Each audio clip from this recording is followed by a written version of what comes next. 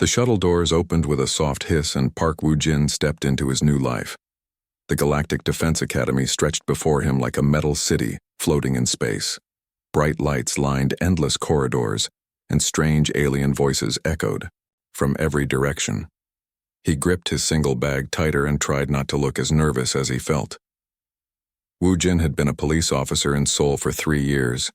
He thought he had seen everything the world could throw at him, but nothing had prepared him for this. Giant lizard-like creatures walked past him wearing military uniforms. Floating crystal beings drifted through the air, their bodies catching the light like living diamonds. Small bird-like aliens chirped to each other in languages he could not understand. A loud voice boomed across the arrival area. New recruits, form lines according to your species. A massive reptilian creature stood at the front of the room. Its scales were dark green, and its yellow eyes seemed to look right through every person there. This was Commander Veltar, one of the Academy's top instructors. Woo-jin looked around for other humans. He spotted a few faces that looked familiar, even though he had never met these people before. There was something comforting about seeing his own kind in this strange place. A young woman with short black hair waved him over. She looked just as confused as he felt. "Are you from Korea too?" she asked in Korean as he approached. "Yes, Seoul," Woo-jin replied, feeling relieved to hear his native language. "I am Park Woo-jin, Yoon So-ra," she said with a small smile. "I was an engineer in the military before this. What about you?" "Police officer," he said simply. A third person joined them, a thin man with quick eyes that seemed to take in everything around them. "Lee Taemin," he introduced himself. "I worked as a paramedic in Busan. I guess we are the Korean team." Commander Veltar's voice cut through their conversation. "Humans, step forward."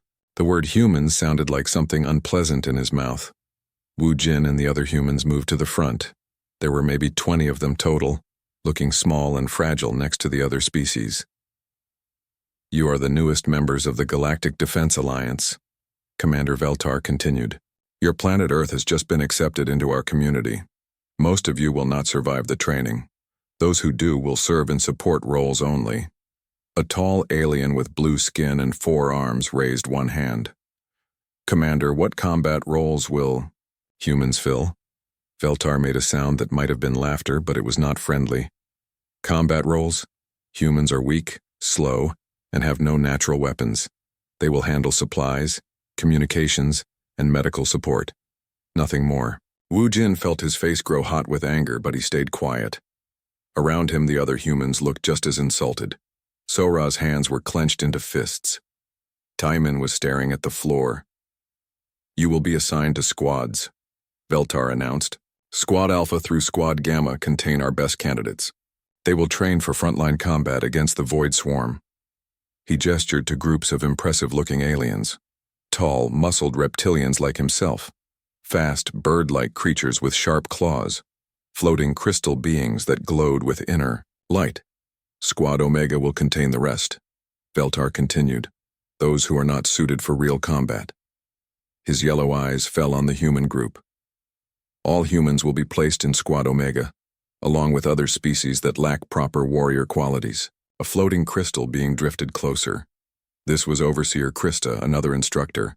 Her voice sounded like wind chimes. "Commander Veltar, should we not test their abilities first?" "What is there to test?" Veltar replied. "Look at them. They have no claws, no natural armor, no special powers. Their planet has not even developed proper space travel on their own. They are civilians playing soldier." Woo-jin wanted to argue, but a hand on his shoulder stopped him. An older Korean man had moved up beside him. "I am Kim Min-ho," he whispered. "Former Special Forces. Stay calm. We will show them what we can do." Squad Omega gathered in a corner of the room. Along with the humans, there were several small, furry aliens that looked nervous and scared. A few tall, thin beings with large eyes joined them.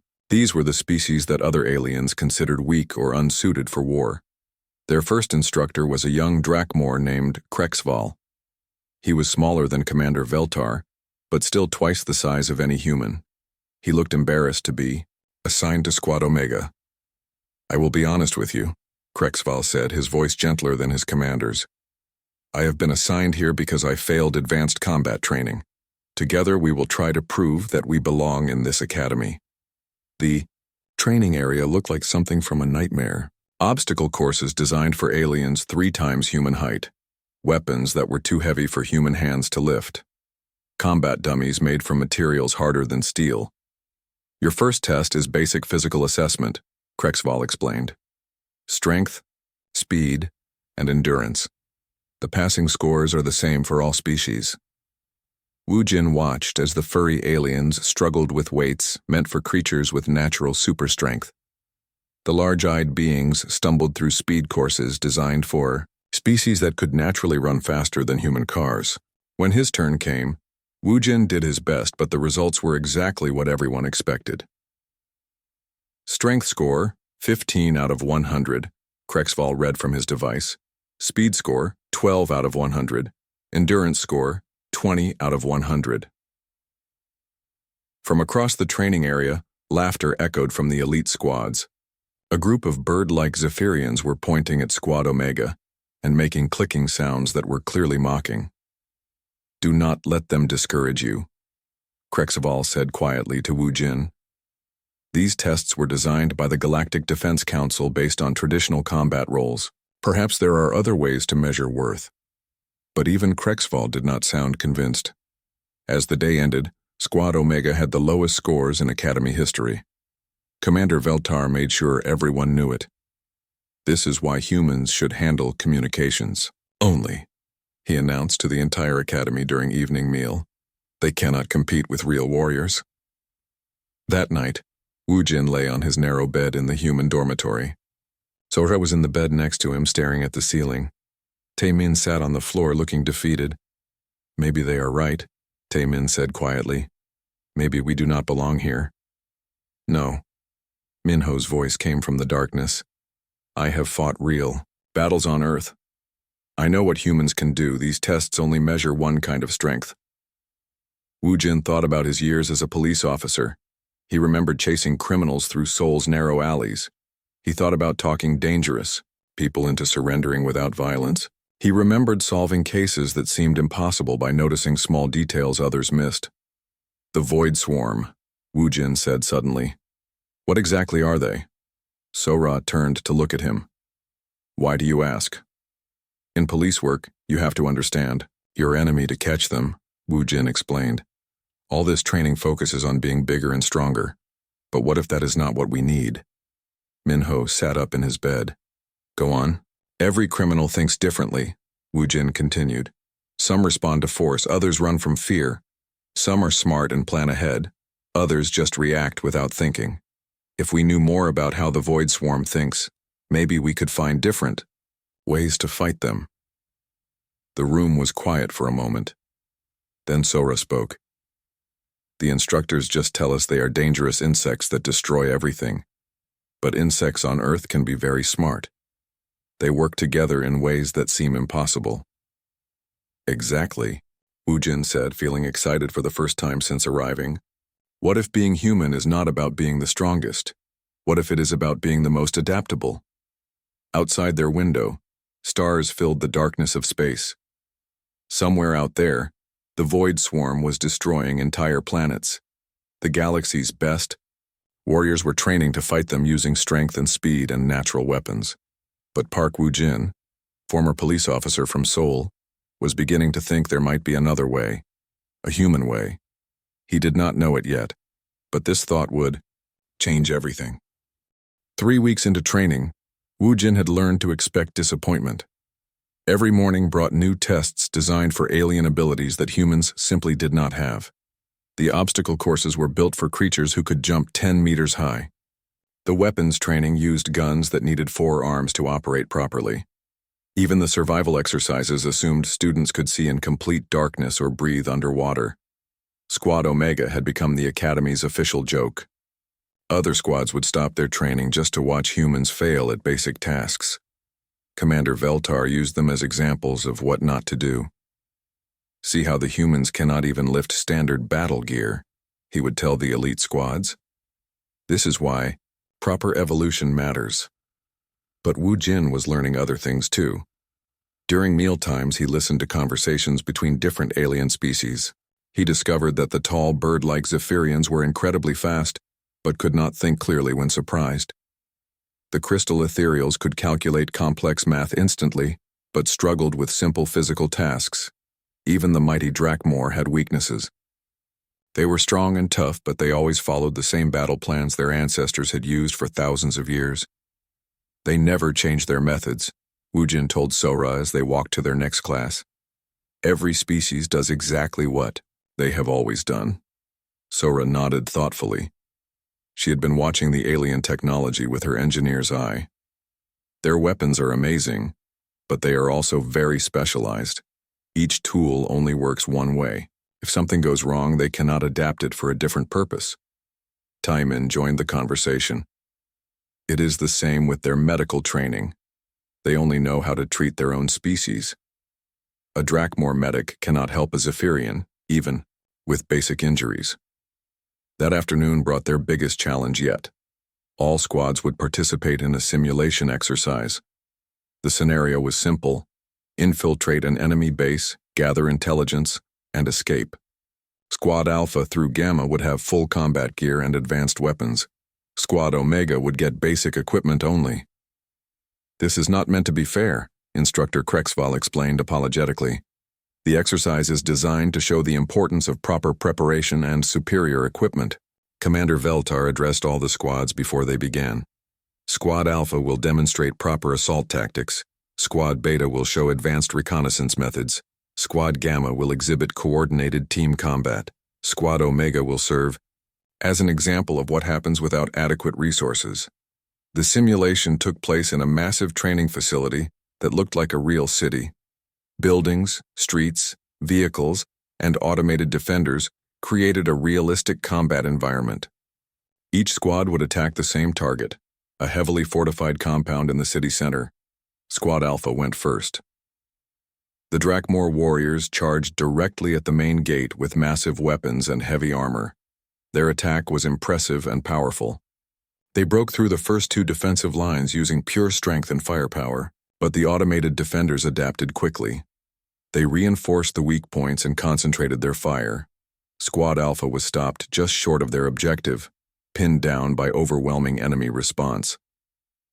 Squad Beta tried next.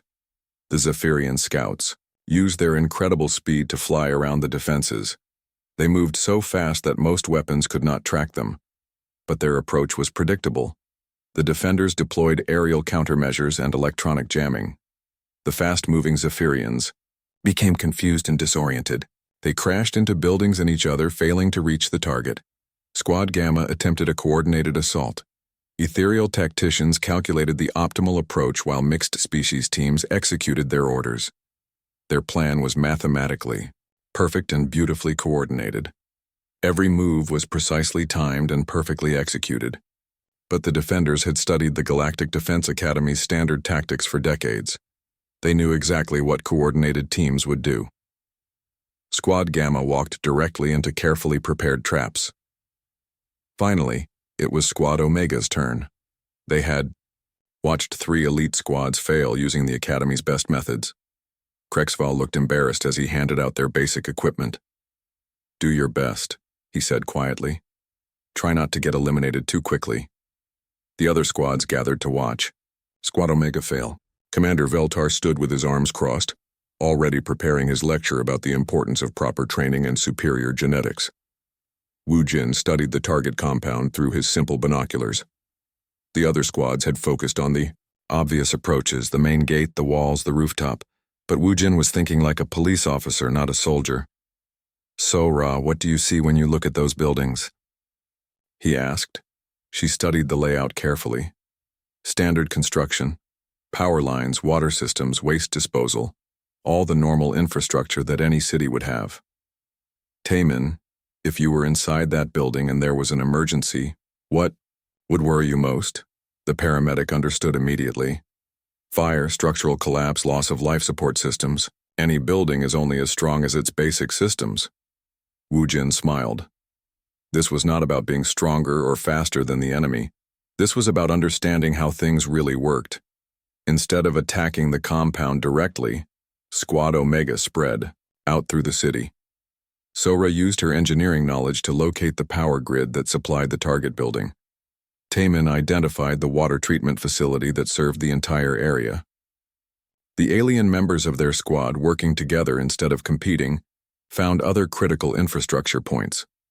From the observation area, alien instructors watched in confusion. "What are they doing?" Commander Veltar demanded. "This is not how you assault a fortified position."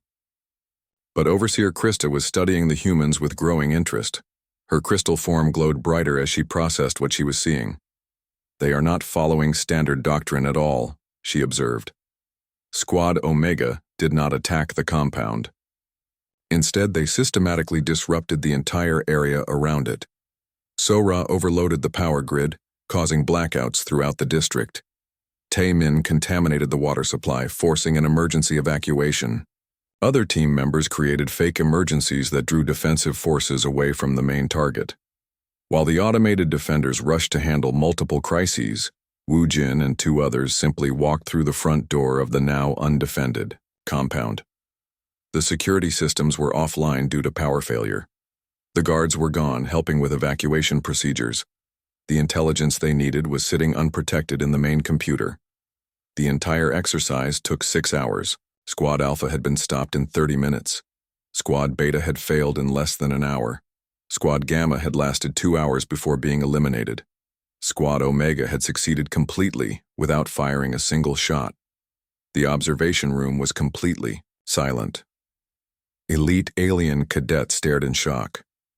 Instructors exchanged confused glances. Commander Veltar's mouth was hanging open. Finally, Overseer Krista spoke. "How did you know that would work?" Wu Jin thought carefully before answering. "On Earth, police officers learn that every criminal has the same weakness. They expect you to do what everyone else does. If you do something completely different, something they have never seen before, they do not know how to respond.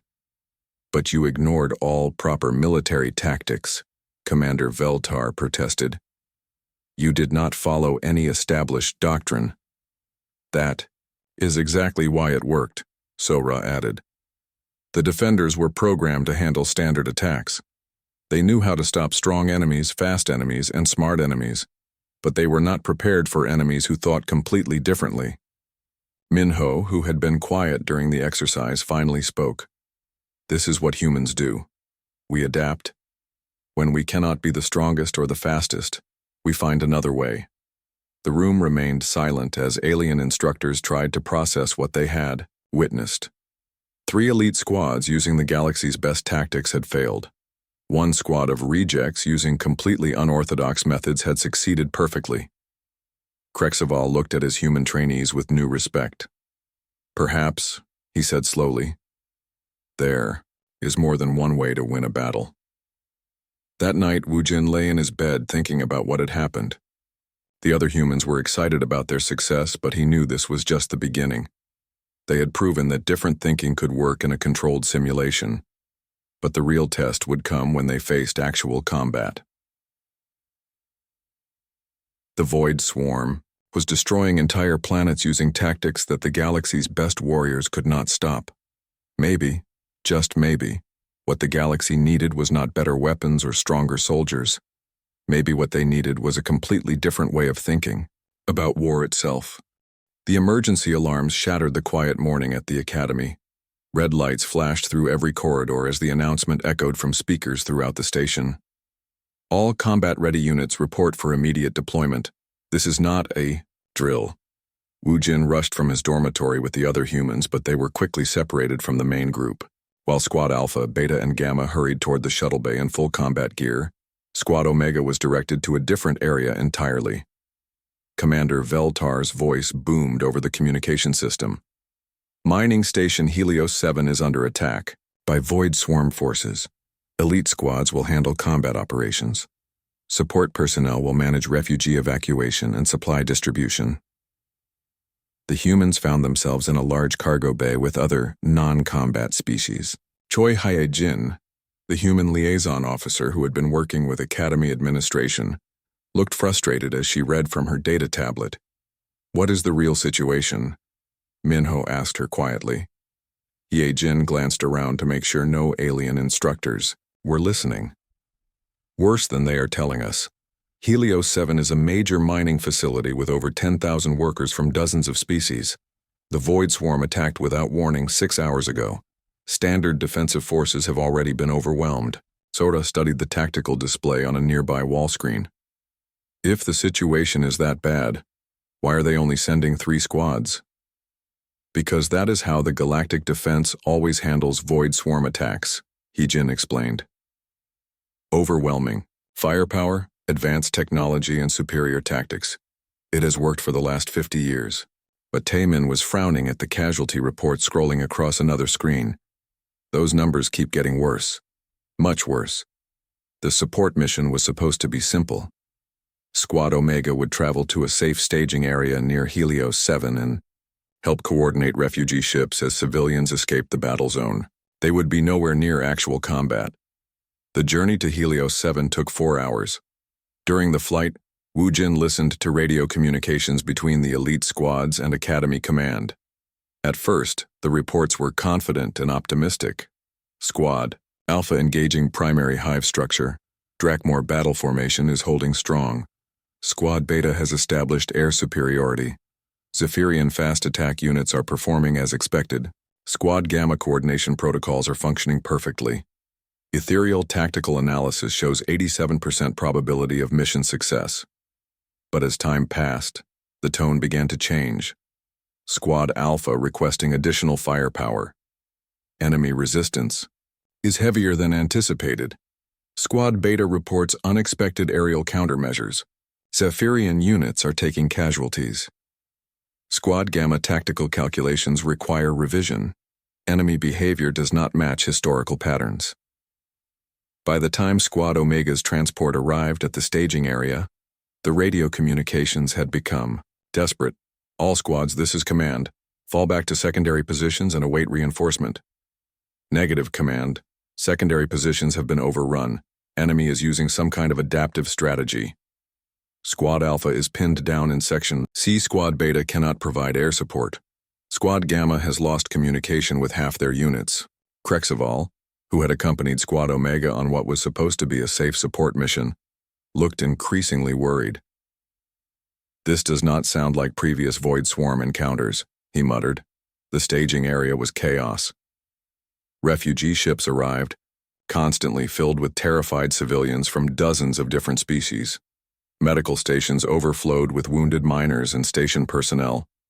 Supply coordinators struggled to manage resources for evacuation efforts that were growing larger every hour, but no combat troops were arriving. The elite squads that were supposed to quickly eliminate the Void Swarm threat were trapped on Helios 7, fighting for their own survival. "We have to do something," Wu Jin said, after listening to increasingly desperate radio calls. "Do what?" Krexaval replied. "We are support personnel with basic equipment. The Academy's best warriors cannot handle this situation." "Maybe that is the problem," Sora said quietly. Minho was studying tactical displays that showed the battle situation. "Look at these movement patterns. The Void Swarm is not just attacking randomly. They are reacting to everything our forces do. When Squad Alpha uses heavy weapons, the swarm spreads out to minimize damage. When Squad Beta attacks from above, they deploy aerial countermeasures. When Squad Gamma coordinates a complex maneuver, they disrupt communication systems. It is like they are learning," Taemin observed. "Or like they already knew what to expect," Wu Jin added. "Think about it. How long has the Galactic Defense been using the same tactics against them?" Krexval looked confused. "The same tactics work. That is why we use them." "But what if they stopped working?" Wu Jin asked.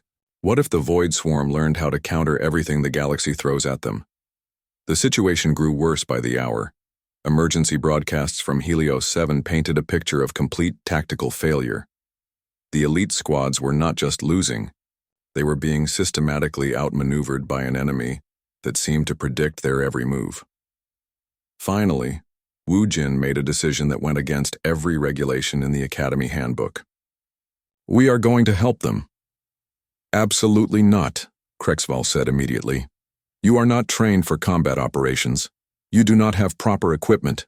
Command has specifically ordered all support units to maintain safe distance. Command's orders are not working, Sora pointed out. Their best people are dying because they keep doing the same things over and over. And what exactly do you think you can do that trained warriors cannot? Krexval demanded. Something different, Wu Jin said simply. It took 2 hours to convince Krexval to let them try.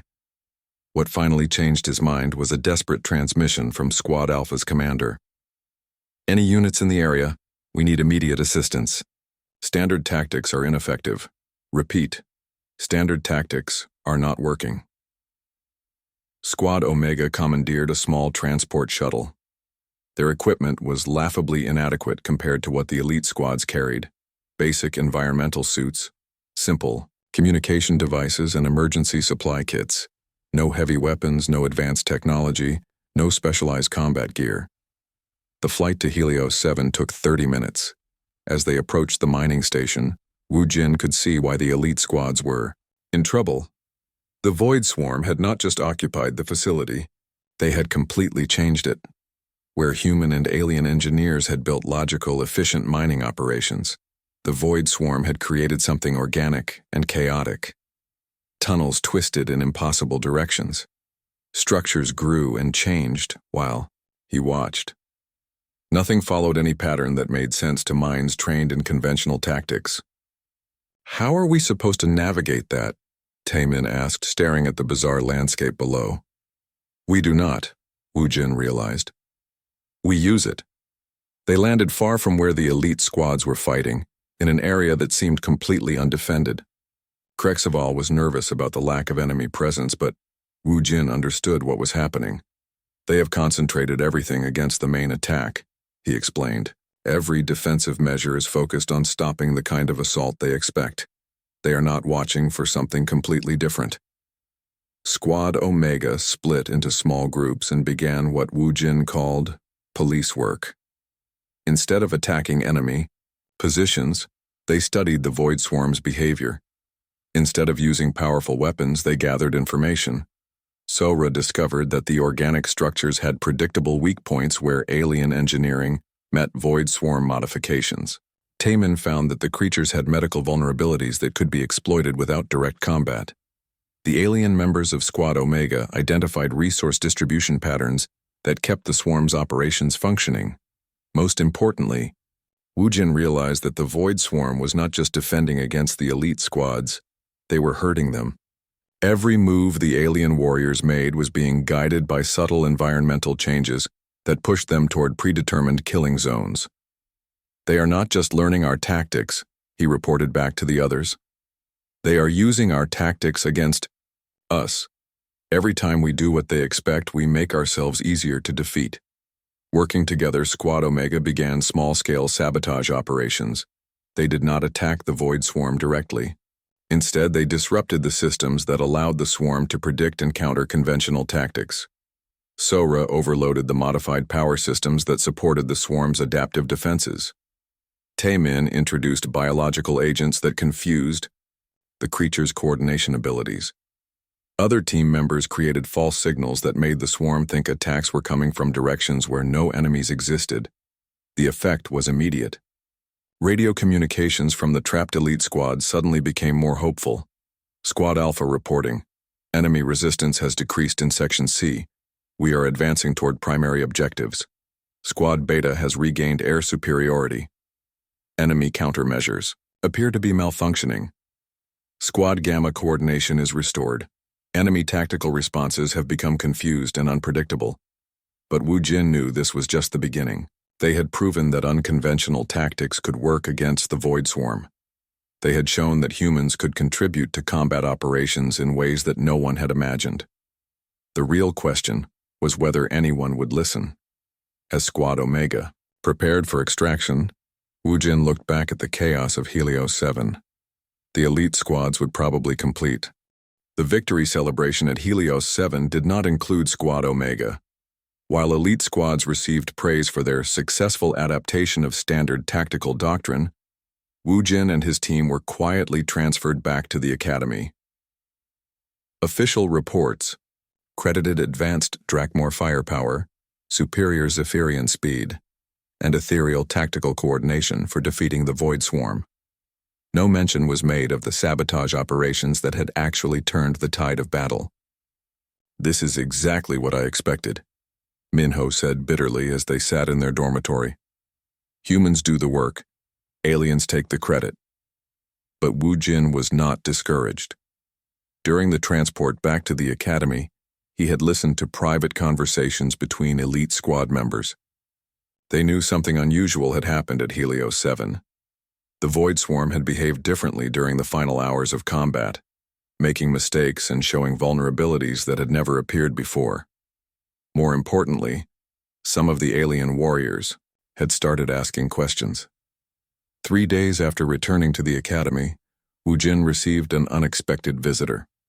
Krexval knocked on his dormitory door during evening rest period, looking nervous and glancing around to make sure he was not being observed. "I need to talk to you," the young Drakmor said quietly. "Not here. Meet me in Training Room 7 in 1 hour. Come alone." Training Room 7 was used for individual combat practice. It was small, private, and rarely occupied during evening hours. When Wu Jin arrived, he found Krexval waiting with 2 other aliens he did not recognize. One was a Drakmor sergeant with scars across his dark green scales. This had to be Krexval, the warrior from Squad Alpha who had been trapped in Section C during the Helios 7 battle. The other was a small, quick-moving Zephyrian with damaged wing feathers and intelligent black eyes. "This is Sergeant Krexval from Squad Alpha," Krexval introduced his companion, "and Scout Wispitar from Squad Beta. They both fought at Helios 7.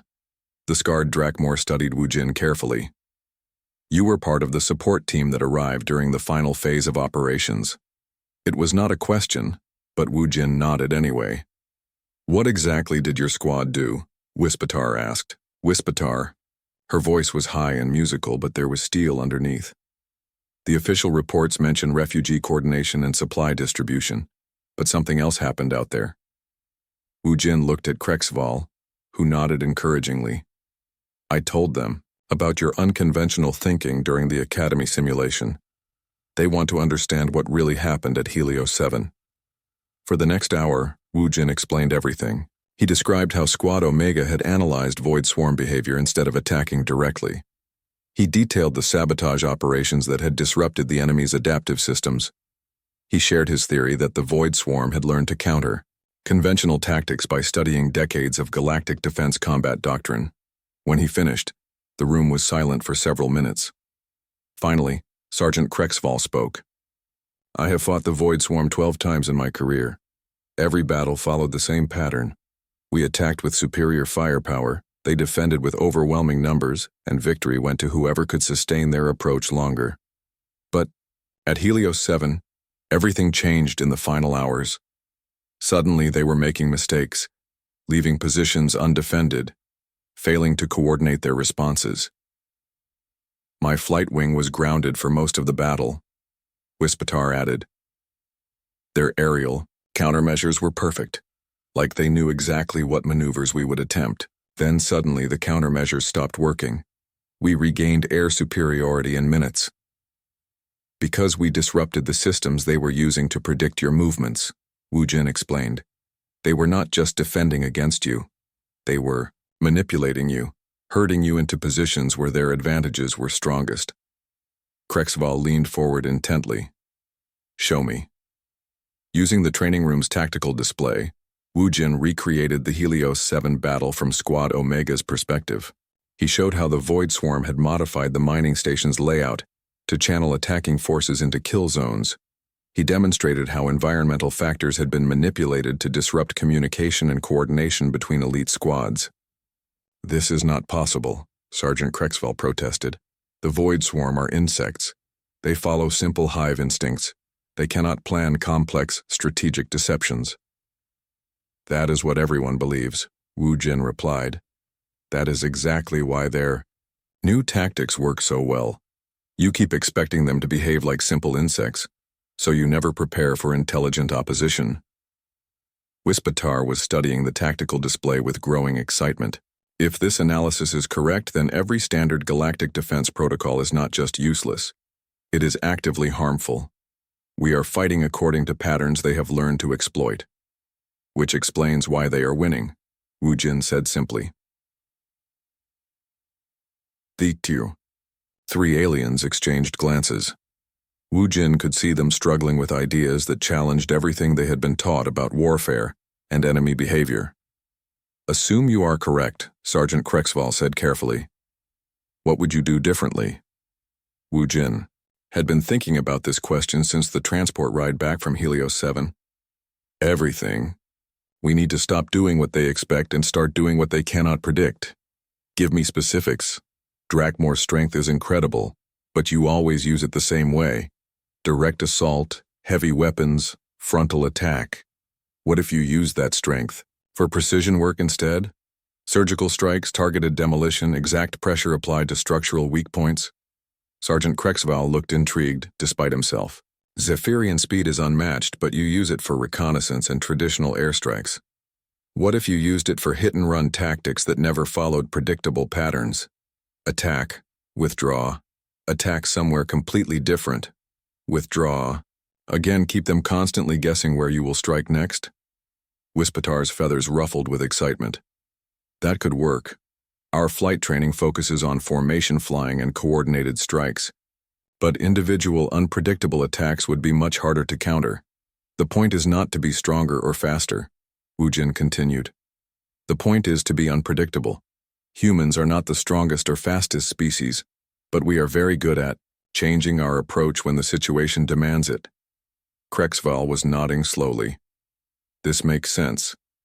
But convincing command to change established doctrine will be nearly impossible. The galactic defense has used these tactics for centuries. Then do not convince command, Wu Jin said. Convince each other. He outlined a plan that was both simple and revolutionary. Instead of trying to change official policy, small groups of warriors would quietly experiment with unconventional tactics. They would test human insights during regular training exercises. If the new approaches worked, word would spread naturally among the troops. Guerrilla reformation, Minho called it when Wu Jin described the plan later. Change the military from the bottom up instead of the top down. Over the following weeks, Wu Jin found himself conducting secret training sessions with growing numbers of alien warriors. Sergeant Krexval brought other Drakmor who were frustrated with rigid combat doctrine. Wispatar introduced Zephyrian pilots who wanted to try new flying techniques. Even some ethereal tacticians began attending, curious about this human adaptability they had heard about. The sessions had to be completely unofficial. Commander Veltar and other academy instructors would have been furious if they discovered elite warriors taking tactical advice from humans. But the results were undeniable. Drakmor who learned to use their strength for precision instead of power became far more effective in combat simulations. Zephyrians who abandoned formation flying for individual creativity consistently outperformed their traditionally trained squad mates. Mixed species teams that followed human-inspired adaptive protocols achieved success rates that broke academy records. Most importantly, these new tactics worked specifically because they were unpredictable. Training computer programs that could easily counter standard galactic defense maneuvers were completely confused by approaches that changed and evolved during combat. The Academy computers are programmed with decades of void swarm encounter data, Sora observed. They know exactly how to beat conventional tactics, but they have no idea how to handle something they have never seen before. Which means the real void swarm probably does not know either, Taemin added. The breakthrough came during a major academy exercise involving all squads. For the first time, alien warriors who had been secretly training with human advisors were allowed to implement their new tactics in official combat scenarios. The results were spectacular. Elite squads that had previously dominated simulations through superior firepower and traditional doctrine found themselves outmaneuvered by opponents who refused to fight according to established rules. Squad Alpha's assault formation was disrupted by precisely targeted strikes that turned their own strength against them. Squad Beta's aerial superiority was neutralized by individual pilots who attacked from impossible angles, using maneuvers that had never been attempted before. Squad Gamma's coordinated battle plans were rendered useless by enemies who constantly changed their approach mid-combat. In the observation deck, alien instructors watched in stunned silence as their most advanced students were systematically defeated by tactics that violated every principle of proper military science. Part 5. The Paradigm. Shift Overseer. Krista's office was unlike anywhere else in the Academy. Instead of the military efficiency that dominated other spaces, this room felt like a laboratory filled with impossible things. Crystal formations grew from the walls, each one pulsing with different colored light. Holographic displays showed star charts, tactical analyses, and complex mathematical equations that seemed to solve themselves while Wu Jin watched. Krista herself floated in the center of the room, her translucent form shifting through colors, as she processed information at speeds no biological brain could match. When she spoke, her voice resonated with harmonics that made the crystal formations respond with musical notes. "Park Wu Jin," she said without preamble, "you have created a significant problem for this academy." Wu Jin had expected this. He stood at attention and waited for the lecture about following regulations and respecting established doctrine. Instead, Krista surprised him. "The problem is not that your methods are wrong. The problem is that they are working too well." She gestured to a holographic display that showed recent battle simulation results. Human-influenced tactics had achieved success rates that broke every previous academy record. Traditional methods were failing at unprecedented levels. Commander Veltar believes you are destroying military discipline. He wants all humans removed from the academy immediately. Krista paused, her form shifting to a deep blue that Wu Jin somehow understood. Meant deep thought. "I believe you may be saving us all." The office door opened to admit 3 more figures. Wu Jin recognized Choi Hye-jin, the human liaison officer, but the other 2 were strangers. One was an elderly Korean woman in civilian clothing. The other was an alien unlike any species he had seen before. Tall and graceful, with silver skin and eyes that held ancient wisdom. "This is Park Min-jung," Hye-jin introduced the Korean woman. "She is a behavioral scientist from Earth who has been studying human cognitive development. And this is Ambassador Thaindar of the Veltari Empire, one of the oldest civilizations in the galaxy." Min-jung studied Wu Jin with intense curiosity. "I have been analyzing reports of your tactical innovations. From a scientific perspective, what you have accomplished should not be possible. Humans are not significantly more intelligent than other species," she continued. "Your physical capabilities are average at best. By conventional measures, you should be exactly what the Academy originally assessed: support personnel unsuited for combat roles. Yet somehow," Ambassador Thaindar added in a voice that sounded like distant wind, "humans consistently outperform species with superior natural abilities. This contradiction has attracted attention throughout the galaxy." Overseer Krista projected a complex holographic model into the center of the room. It showed brain activity patterns from dozens of different species, with human patterns highlighted in bright colors.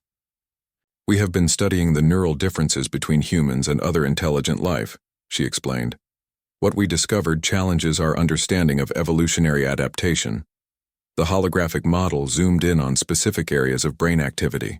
Human patterns showed constant, rapid changes in neural pathways. Other species displayed more stable, specialized configurations. "Most intelligence evolved for specific environmental challenges," Min-jung explained. "Drakmor developed powerful problem-solving abilities for physical challenges. Zephyrians evolved rapid processing for aerial navigation. Ethereals like Overseer Krista achieved incredible computational power for complex mathematical analysis.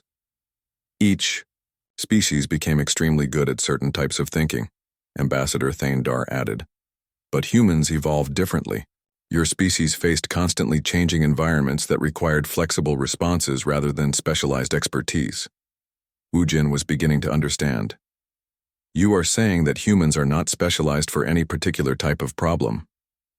"Exactly," Krista said, her form brightening with excitement. Other species think deeply in specific areas. Humans think broadly across multiple areas simultaneously. When faced with novel challenges, specialized thinking becomes a limitation.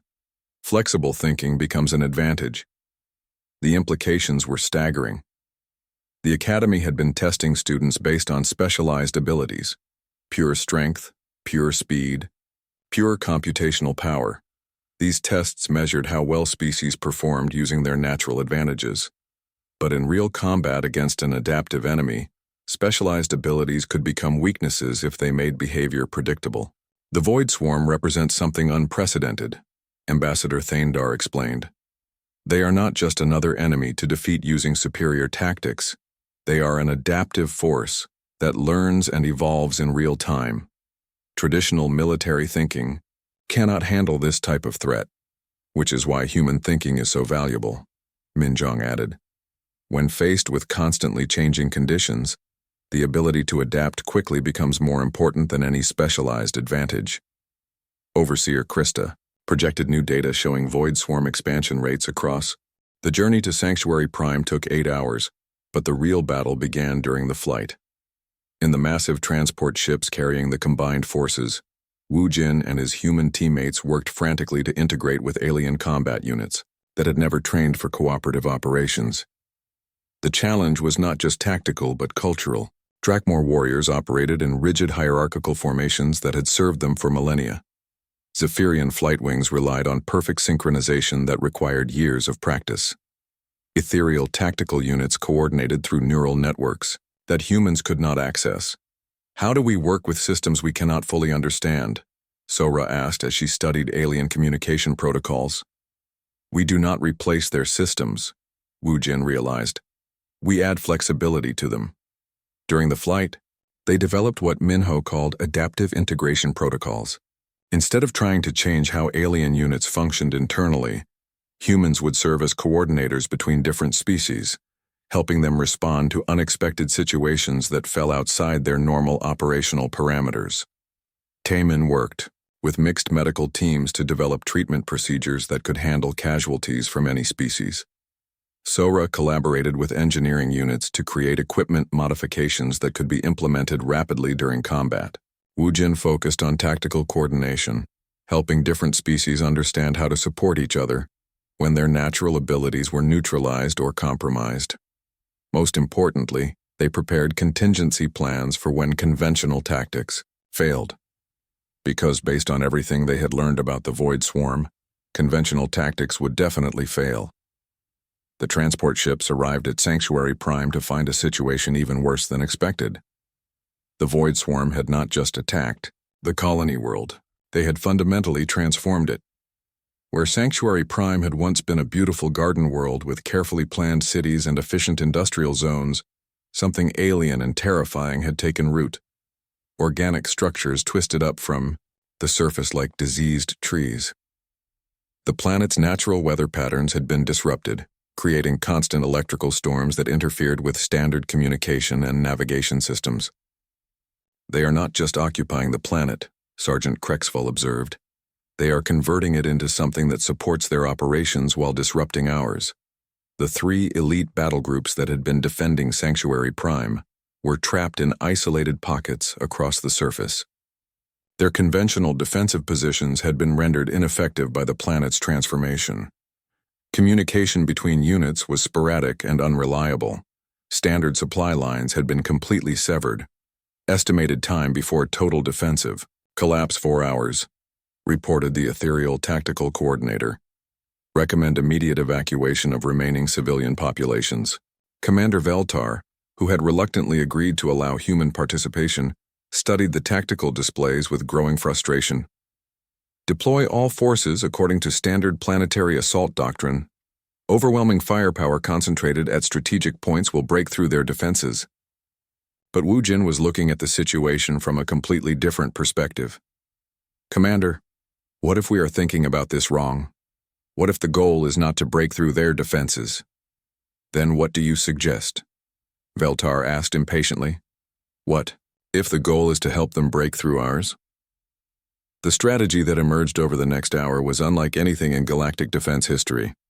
Instead of trying to impose their tactical preferences on a transformed battlefield, the combined forces would adapt to conditions the Void Swarm had created, then use those same conditions against them. Drakmor ground units would abandon their traditional formation, fighting in favor of small team infiltration tactics that took advantage of the organic structures for cover and concealment. Zephyrian air units would use the electrical storms as camouflage rather than trying to fight. Through them, ethereal coordination networks would operate in distributed mode rather than centralized command, making them harder to disrupt but more flexible in response. Most radically, human coordinators would be embedded with each unit to help them adapt their tactics in real time as conditions changed. "This is not military doctrine," Commander Veltar protested. "This is improvised chaos." "Improvised chaos that the Void Swarm cannot predict or counter," Wu Jin replied. "They have learned to defeat organized, predictable attacks. But how do you prepare defenses against enemies who change their approach constantly?" The assault on Sanctuary Prime began at dawn. For the first time in galactic defense history, the attack had no predetermined plan beyond the initial deployment. Human coordinators worked with alien unit commanders to assess conditions in real time and develop responses that fit the immediate tactical situation. The results were extraordinary. Drakmor units that had been trained for frontal assault discovered they could use their incredible strength for precise demolition work, bringing down Void Swarm structures with surgical strikes, rather than overwhelming firepower. Zephyrian pilots found that individual creativity was far more effective than formation flying when navigating the chaotic airspace above the transformed planet. Most importantly, the mixed species teams began displaying tactical synergy that had never been achieved before. Drakmor's strength enabled human engineering solutions. Human adaptability enhanced Zephyrian speed and maneuverability.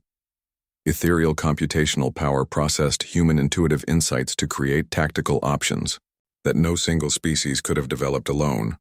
The Void Swarm, which had consistently outmaneuvered galactic defense forces for years, suddenly found themselves facing enemies that defied all their learned patterns.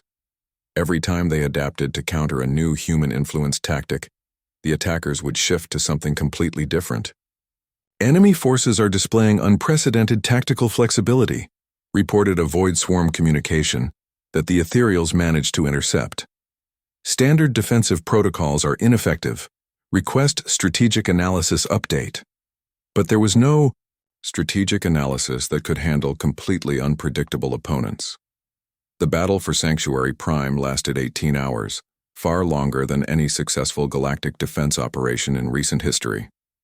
But instead of exhausting the attackers, the extended engagement allowed the human-influenced tactics to prove their effectiveness conclusively. By the time the last Void Swarm strongholds fell, casualty rates were the lowest ever recorded in a major planetary assault. More importantly, the civilian population had been completely evacuated without a single loss of life. In the aftermath of victory, Commander Veltar stood with Wu Jin on the surface of the liberated world. Around them, alien warriors were working together in ways that would have been impossible just days earlier. Drakmor and Zephyrian units coordinated naturally. Ethereal tacticians processed insights from human coordinators without hierarchy or resentment. "I do not understand how this worked," Veltar admitted quietly. "Every principle of military science says that disciplined, coordinated action is superior to improvised flexibility. Maybe military science needs to evolve," Wu Jin suggested. "The universe is not static. Enemies learn and adapt. If we keep doing the same things, eventually someone will figure out how to beat us." "But how do you train for unpredictability? How do you prepare for tactics that change constantly?" Wu Jin smiled. "You stop trying to prepare for specific tactics. Instead, you prepare for the ability to create new tactics whenever you need them." 6 months later, the Galactic Defense Academy had been completely restructured. The old system of species-based specialization had been replaced with integrated training programs that combined alien natural abilities with human adaptive thinking. Wu Jin, now holding the newly created rank of Strategic Innovation Coordinator, worked with alien instructors to develop curricula that taught flexibility alongside expertise. Students learned not just how to use their species' advantages, but how to modify their approaches when those advantages became liabilities. The changes extended far beyond military tactics. Engineering students learned to ask what-if questions that led to revolutionary improvements in alien technology. Medical programs incorporated cross-species treatment protocols that saved lives previously thought impossible to preserve. Even diplomatic training began including human insights about cultural adaptation and creative problem-solving. The Void Swarm, previously unstoppable in their expansion across the galaxy, faced their first major defeats as galactic defense forces, learned to think like humans, unpredictably, adaptively, and with a willingness to abandon established methods whenever the situation demanded change. The final test came when Void Swarm forces attempted to assault the Academy itself. It was clearly intended as a demonstration that even the source of the new tactics could be defeated using sufficient force and proper planning. The battle lasted 3 days and became legendary throughout the galaxy. Every tactical innovation the Void Swarm had developed over years of studying galactic defense methods was countered by defenses that adapted faster than the attackers could adjust. Human-trained forces displayed tactical creativity that rendered conventional military analysis completely useless.